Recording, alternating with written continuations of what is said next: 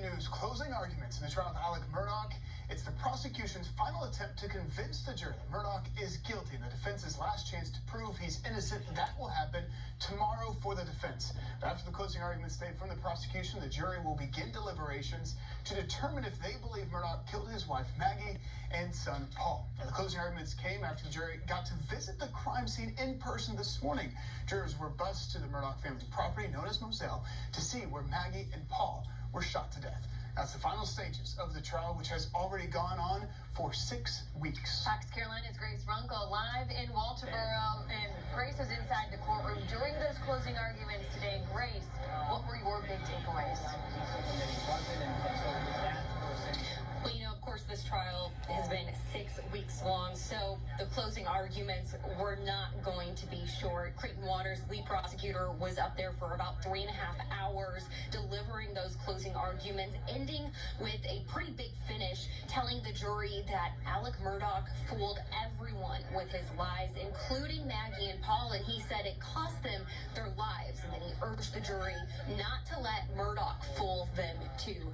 Very big build up there, because like I said, it was hours leading up to that finish, but he did lay things out pretty clear at the start for the jury about where he was going, reminding them of what evidence he would be discussing. Take a listen.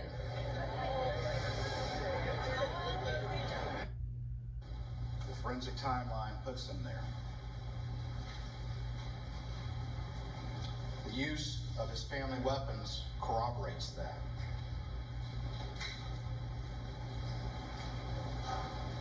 And his lies and guilty actions afterwards confirmed.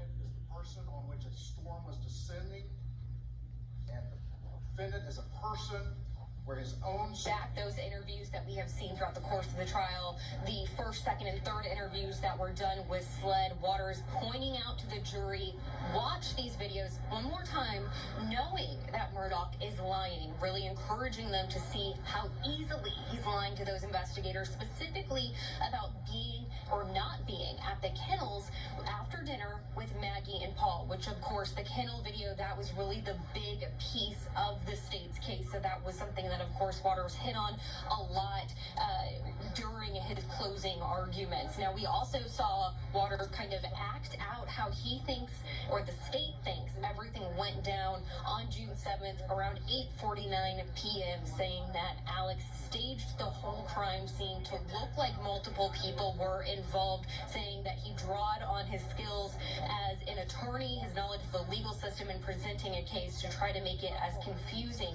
as possible. And he told the jurors to rely on their common sense, asking them if it makes sense that those 5'2" vigilantes that we've heard them talk about, the defense's theory, if that makes sense versus Alec Murdaugh committing those murders. And we also heard him call Alec Murdaugh a master liar, and that was really the theme we heard over and over during those closing arguments. Now, before the closing arguments started, the jurors took that trip out to Moselle. It's something that Waters referenced a couple times during those closing arguments, saying, you were here, you saw this, you saw the feed room, calling it even a kill zone. And the defense was actually who requested that trip, so they were out there for several hours this morning. The defense really saying they wanted the jurors to see the space with their own eyes so that they could see how small it really is and kind of picture better maybe how everything played out. So that's basically how the morning was spent.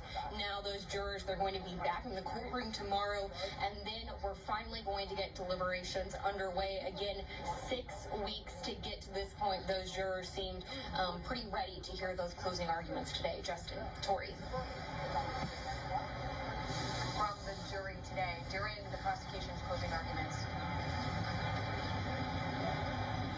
Well, you know, I think the jurors came back from that trip to Moselle maybe with a little bit of a different perspective. I think it probably made a lot more sense, all the diagrams, the pictures that they've been looking at, and they were very alert for the first part of that closing argument, leaning forward in their seat. You know, people weren't taking sips of water, grabbing mints. They were really focused in, and I saw that focus really come back at the end of the closing arguments, because I would imagine it's a bit of a surreal moment, because even just following this trial, being in court every day, to feel that we're finally here here at the end, it almost doesn't feel real. So I'm sure that the closing arguments were a bit of a reminder for those jurors as well.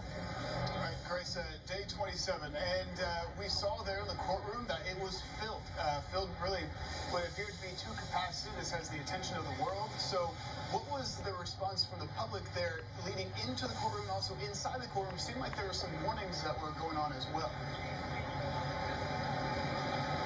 Well, we talked with people who got here at 3 o'clock this morning to be the first in line, guaranteeing them a seat inside the courtroom. And, we did have a little bit of a later start to court today, so we got to hear everyone kind of greet the prosecution, literally cheer as the prosecutors were coming in this morning. We've had issues in the past in this trial with the crowd being vocal, kind of responding to what's going on. So they seem to try to get ahead of it today with one of the bailiffs giving very stern warnings that if you make any noise, if you react at all, you will be thrown out. Live in Walterboro, Grace Runkle, Fox Carolina News. All right, Grace, thank you.